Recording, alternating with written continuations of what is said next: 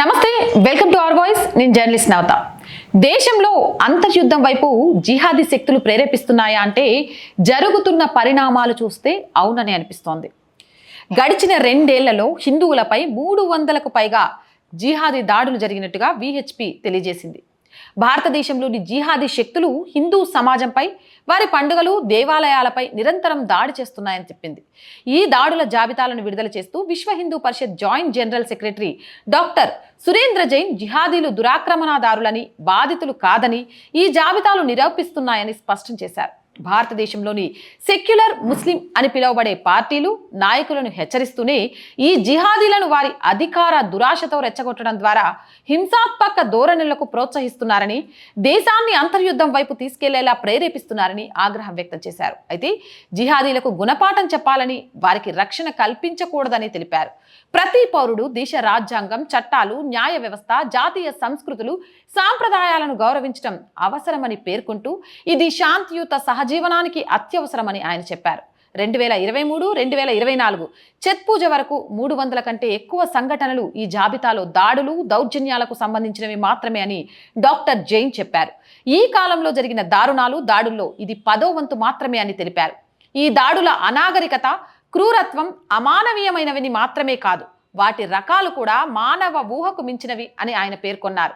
ప్రపంచం మొత్తం ఇప్పటికే టెర్రర్ జిహాదీ, లవ్ జిహాద్, ల్యాండ్ జిహాద్, పాపులేషన్ జిహాద్ వంటి వాటితో బాధపడుతుండగా ఇప్పుడు స్పిడ్ జిహాద్, యూరిన్ జిహాద్, ట్రైన్ జిహాద్, మైనర్ జిహాద్ మొదలైన వాటి ద్వారా ముస్లిమేతరులపై వారి ద్వేషం తెరపైకి వస్తుందని ఆయన వెల్లడించారు. నేడు ప్రపంచవ్యాప్తంగా ఉన్న ఆలోచన పరులు ముస్లిమేతరుల పట్ల ద్వేషం ఎక్కడి నుంచి వస్తుందనే దానికి సమాధానం వెతుకుతున్నారని డాక్టర్ జైన్ తెలిపారు. ఈ జిహాదీ దాడులు, దౌర్జన్యాల భయం ప్రపంచవ్యాప్తంగా ఉంది. హమాస్ దాడులైనా, బంగ్లాదేశ్ జిహాదీల దాడులైనా, కాశ్మీర్లో హిందువుల ఊచకోతైనా, బెంగాల్లో హిందువులపై జరిగిన దాడులైనా వీటన్నిటిలోనూ క్రూరత్వం మాత్రమే కనిపిస్తుందన్నారు. ఇదే పాత్ర 1400 సంవత్సరాలుగా మానవాళిని కలవరపెడుతుందని చెబుతూ ప్రపంచంలోని అతిపెద్ద దురాక్రమణదారులు తమను తాము బాధితులుగా చెప్పుకోవడం ప్రపంచంలోని అతి పెద్ద వింత అంటూ డాక్టర్ జైన్ ఎద్దేవా చేశారు. ప్రపంచంలో ఎక్కడ ఇస్లామోఫోబియా లేదని స్పష్టం చేస్తూ ఈ క్రూరమైన, అసహ్యకరమైన జిహాదీ మనస్తత్వాన్ని ఓడించాలని మొత్తం ప్రపంచంలోని నాగరికతకు డాక్టర్ జైన్ పిలుపునిచ్చారు.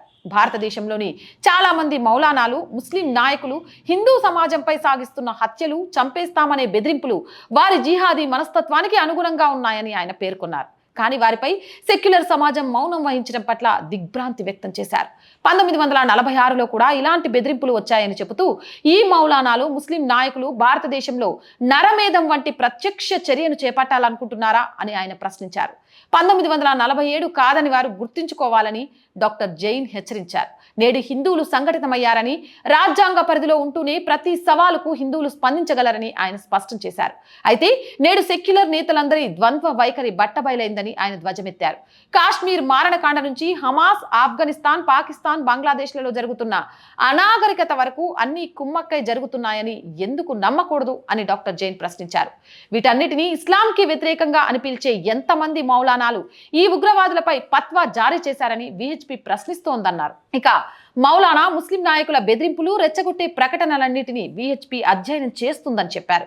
వీటన్నిటిపై చట్టపరమైన చర్యలు తీసుకునే అవకాశాలను పరిశీలిస్తున్నామని డాక్టర్ జైన్ వెల్లడించారు.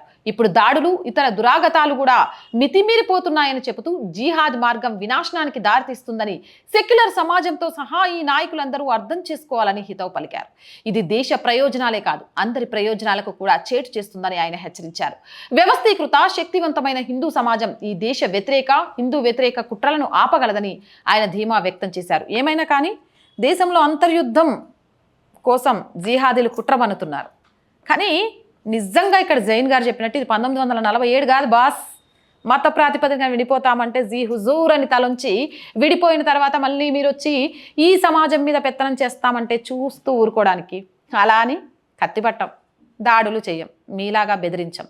చట్టపరంగా ధర్మ మార్గంలో ఈ దేశాన్ని రక్షించుకోవడం ఎలాగో ఈరోజు భారతదేశంలో ఉన్న హిందువులకు, హిందూ సనాతన ధర్మాన్ని నమ్మే ప్రతి ఒక్కరికి, భారతదేశాన్ని గౌరవించుతూ ఈ దేశం గొప్పతనం తెలిసిన వారందరికీ తెలుసు. కాబట్టి మీ జిహాదీ ఆలోచనలను పక్కన పెట్టి దేశంలో అంతర్యుద్ధం లేపాలి అనే మీ కుట్రకు పులి స్టాప్ పెట్టకపోతే చరమగీతం తప్పదు. అవునంటారా కాదంటారా? కామెంట్ సెక్షన్లో పెట్టేయండి. మోర్ వీడియోస్ కోసం మన ఛానల్ వెంటనే సబ్స్క్రైబ్ చేయండి. అండ్ ఆర్థికంగా ₹1 నుంచి మీకు తోచిన సహాయం చేయండి. ఆర్థిక భారం ఛానల్ని చాలా కుదిపేస్తోంది.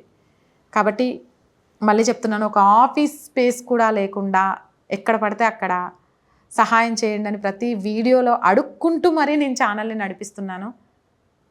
అది ఎందుకు మీరు ఎక్కడైనా చేసుకుంటే రావా అంటే, నా మీద నాకున్న నమ్మకంతో పాటు దేశాన్ని, సనాతన ధర్మాన్ని ప్రేమించి అభిమానించే ప్రజలు ఇంకా ఉన్నారు అనే నా నమ్మకం. ఆ నమ్మకమే నన్ను అడుగులు ముందుకే ఇస్తుంది. కాబట్టి ఆర్థికంగా కూడా మీకు తోచిన సహాయాన్ని అందించండి. ఆర్థికంగా సపోర్ట్ చేయాలి అనుకునేవారు సబ్స్క్రిప్షన్ పక్కనే జాయిన్ అనే బటన్ ఉంటుంది. 1 to 5 లెవెల్స్ ఉంటాయి. ఏదో ఒక లెవెల్లో సపోర్ట్ చేయండి. స్క్రీన్ మీద గూగుల్ పే, ఫోన్పేతో పాటు అకౌంట్ డీటెయిల్స్ కూడా ఉంటాయి. మీకు తోచిన సహాయం చేయండి. చాలామంది వ్యాపారవేత్తలు ఉండే ఉంటారు. చాలా పెద్ద పెద్ద ఛానల్స్కి చాలా పెద్ద ఎత్తున యాడ్స్ మార్కెటింగ్ చేస్తూ ఉండుంటారు. బట్ అంత పెద్ద ఛానల్ కాదు, మంది చాలా బుడ్డి ఛానల్. చిన్న యాడ్ ఇవ్వడం ద్వారా ఆర్థికంగా మా ఛానల్ని నిలబెట్టవచ్చు. మేము కూడా మీరు చేస్తున్న సహాయాన్ని మర్చిపోకుండా మీ వ్యాపార అభివృద్ధిలో భాగస్వాములం అవుతాం. అలా చేసినా సరే ఛానల్ని నిలబెట్టడానికి సహాయం చేసిన వాళ్ళు అవుతారు. చేస్తారని ఆశిస్తున్నాను. ఈ వీడియోపై మీ అభిప్రాయం కామెంట్ సెక్షన్లో తెలియజేయండి. జై హింద్, జై భారత్.